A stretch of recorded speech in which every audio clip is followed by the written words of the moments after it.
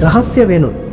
ಸ್ನೇಹಿತರೆ, ಆದಿಜಾಂಬವಂತನು ಮಹಾ ಆದಿಗ, ಆದಿಪುರುಷ, ಜಾಂಬವಂತ, ಬ್ರಹ್ಮಪುತ್ರ, ಇನ್ನು ಅನೇಕ ಹೆಸರುಗಳಿಂದ ಇವರನ್ನ ಕರೀತಾರೆ. ಇವರು ಮಾದಿಗ ಜನರ ಮೂಲ ಪುರುಷ ಅಂತ ಕೂಡ ಕರೀತಾರೆ. ಇನ್ನು ಇವರ ಮೂಲದ ಬಗ್ಗೆ ಹೇಳೋದಾದ್ರೆ, ಅನೇಕ ಪುರಾಣ ಕಾವ್ಯಗಳ ಪ್ರಕಾರ ಬ್ರಹ್ಮಾಂಡದ ಪ್ರಾರಂಭದ ಮೊದಲು ಬ್ರಹ್ಮನಿಗೆ ಮಧು ಮತ್ತು ಕೇಟಭ ಎಂಬ ಇಬ್ಬರು ರಾಕ್ಷಸರು ತೊಂದರೆ ಕೊಡ್ತಾ ಇರ್ತಾರೆ. ಈ ಮಧು ಮತ್ತು ಕೇಟವರು ವಿಷ್ಣುವಿನ ಕಿವಿಯ ಗುಗ್ಗೆಯಿಂದ ಹುಟ್ಟಿದವರು. ಮಹಾ ವಿಶಾಲಕಾಯವಾದ ಶರೀರವನ್ನು ಹೊಂದಿದ್ದ ಇವರು ಅತ್ಯಂತ ಬಲಾಢ್ಯರಾಗಿದ್ರು.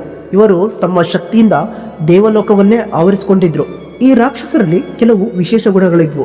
ಬ್ರಹ್ಮ ಇವರನ್ನು ಸ್ಪರ್ಶಿಸಿದಾಗ ಮೃದುವಾಗಿ ಕಂಡವನು ಮಧು ಹಾಗೂ ಕಠೋರವಾಗಿ ಕಂಡವನು ಕೈಟಗನಾಗಿದ್ದು, ವಿಷ್ಣುವಿನ ಅನೇಕ ಶಕ್ತಿಗಳು ಇವರಲ್ಲಿದ್ವು. ಇವರಿಬ್ರು ಬ್ರಹ್ಮನಿಗೆ ನೆಮ್ಮದಿ ಇಲ್ಲದಂತೆ ಕಾಡ್ತಾ ಇದ್ರು. ಇವರಿಬ್ಬರ ಕಾಟದಿಂದ ತಪ್ಪಿಸಿಕೊಳ್ಳಕ್ಕೆ ಬ್ರಹ್ಮದೇವನು ವಿಷ್ಣುವಿನ ನಾಭಿಕಮಲವನ್ನು ಸೇರಿ ಮರೆಯಾಗ್ತಾನೆ. ಮಧು ಮತ್ತು ಕೈಟವರು ಅನೇಕ ಸಾವಿರ ವರ್ಷಗಳ ಕಾಲ ಬ್ರಹ್ಮ ಬಚ್ಚಿಟ್ಕೊಂಡಿದ್ದಂತ ಆ ಗುಪ್ತ ಸ್ಥಳವನ್ನು ಹುಡುಕೋಕೆ ಪ್ರಯತ್ನ ಪಡ್ತಾರೆ. ಎಷ್ಟು ಹುಡುಕಿದರೂ ಆ ರಹಸ್ಯ ಜಾಗ ಅವರಿಗೆ ಸಿಗೋದೇ ಇಲ್ಲ.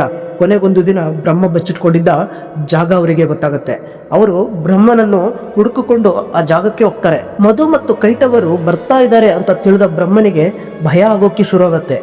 ಈ ಭಯದಿಂದ ಬ್ರಹ್ಮನ ಹಣೆಯಿಂದ ಬೆವರು ಹನಿ ಬೀಳುತ್ತೆ. ಈ ಬೆವರು ಹನಿಯಿಂದ ಹುಟ್ಟಿದವರೇ ಆದಿಜಾಂಬವ.